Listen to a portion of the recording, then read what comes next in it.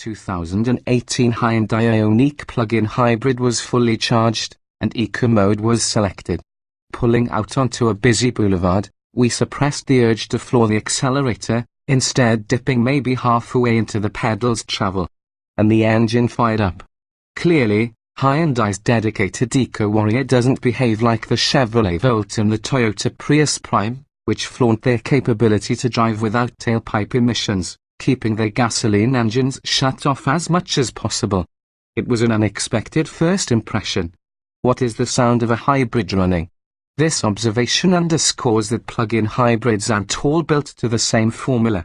They're odd amalgams, products of a diet rich in California's EDIV credit steroids and engineered for regulatory compliance. While the Volt and the Prius Prime let you lock in electric mode for a distance that's within daily commuting range for many Americans, the Ioniq plug-in hybrid's powertrain operates more like that of Ford's Fusion Energy and Max Energy, the Chrysler Pacifica hybrid, and the Hyundai Sonata plug-in hybrid. The gasoline engine definitely fires up less often than in a standard hybrid, but the boundaries are blurred. For the Ioniq, Hyundai says it depends on torque demands, load, and vehicle speed, and even the rate at which you depress the accelerator. Provided you're okay with that concept, this is a very pleasant driving car that applies the charge you put in the battery toward getting as many miles as possible out of what is in the fuel tank.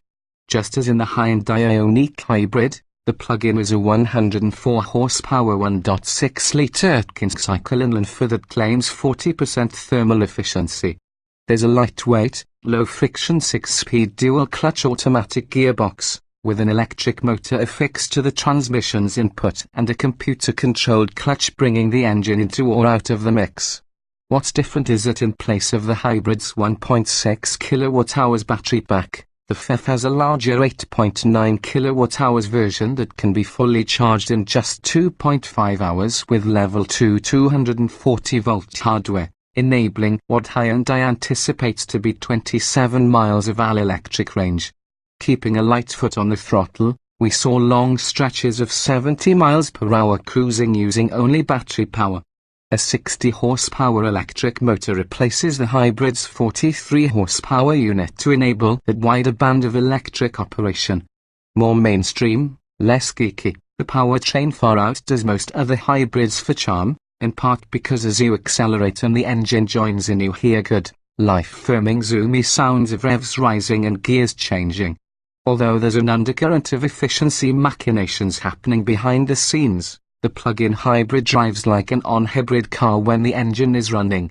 It also skips the interface silliness. The gauge cluster is one of the most straightforward you'll find in a hybrid, and there are just a couple of driving mode choices.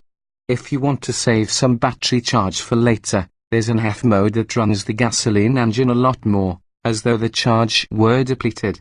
Other than that, pulling the shift lever over to the left engages sport mode, which weights up the steering, gives you a tachometer in the cluster, and runs the gasoline engine more, if not quite all the time. Hyundai notes, however, that the steering, ride, and hybrid system calibrations we experienced could change by the time this model goes on sale this fall. The one thing Hyundai's first Sonata plug-in hybrid had that this model doesn't is a charger steering mode that uses the gasoline engine to recharge the plug-in portion of the battery, albeit while using a great deal more fuel.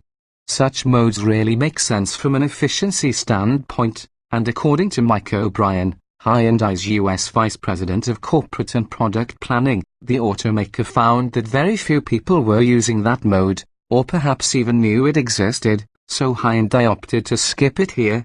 Thankfully, Hyundai also adopted a less is more philosophy with regard to the exterior styling, in stark contrast to the Prius's Mr. Roboto sheet metal. The Ioniq reaps the aerodynamic advantages of the familiar teardrop, camback profile common to all the efficiency champs, and while it manages an impressive 0.24 coefficient of drag aided by grille shutters and underbody aero smoothing, it couldn't look more different from the Prius. The Ioniq plug-in hybrid benefits from being built on a dedicated eco-vehicle platform, with an aluminium hood, liftgate, and suspension components plus packaging that keeps seating and cargo space for the most part from being compromised in order to fit both a battery pack and an 11.4-gallon fuel tank. Inside the Ioniq plug-in, the impression is one of benign normalcy. One could just as easily be in an Elantra. The front seats are a little short, and rear headroom can feel scarce for taller folks, but Hyundai has pulled off normal back seat accommodations, without either the Prius Prime's reposition to passenger rear seating or the Volt's tight middle position. Like the Ioniq Electric, the plug-in likely will come with standard heated seats and, through BlueLink telematics, the capability for climate preconditioning, items that can lessen dependence on the traditional climate control system, thereby increasing range. As with many green cars, the buyer of the Ioniq plug-in will want to make sure the car's reality is in alignment with their expectations.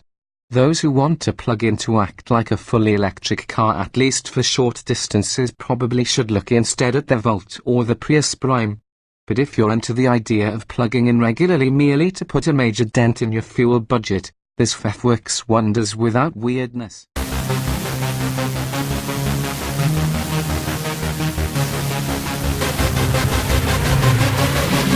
Yeah.